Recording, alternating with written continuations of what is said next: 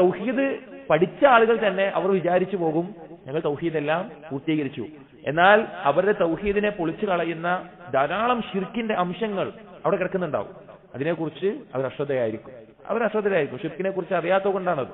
ഷിർക്കിന്റെ എത്ര ഗോപ്യമായിട്ടാണ് അത് സംഭവിക്കുക എന്നറിയാത്തത് കൊണ്ടാണ്. എത്രത്തോളം എന്ന് വെച്ച് കഴിഞ്ഞാൽ ഇബ്നു അബ്ബാസ് റളിയല്ലാഹു അൻഹു പറഞ്ഞു കാണാം, ഒരാൾ നായയെ വരെ പങ്കു ചേർക്കുന്ന അവസ്ഥയുണ്ടാകും.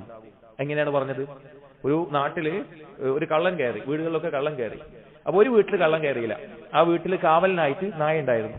അപ്പൊ അയാൾ പറയാണ്, ലൗലാ അൽ കൽബു ലസുരിഖന ലൈലത, ആ നായയെ മാത്രം ഉദ്ദേശിച്ചുകൊണ്ട് അത് പറയാണ്, ഈ നായ ഇല്ലായിരുന്നെങ്കിൽ നമ്മൾ എന്തായാലും നമ്മുടെ വീട്ടിലും കള്ളൻ കയറുമായിരുന്നു.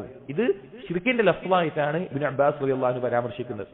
അപ്പൊ ഷിർക്കിനെ കുറിച്ച് മനസ്സിലാകുമ്പോഴും അത് എത്രത്തോളം ഗോപ്യമായിട്ടാണ് തൗഹീദുള്ള ആളുകൾ പ്രവേശിക്കുക എന്ന് അറിയുമ്പോഴാണ് തൗഹീദ് ഇനിയും പഠിക്കേണ്ടതാണ് എന്നുള്ള ബോധം നമുക്ക് വരിക.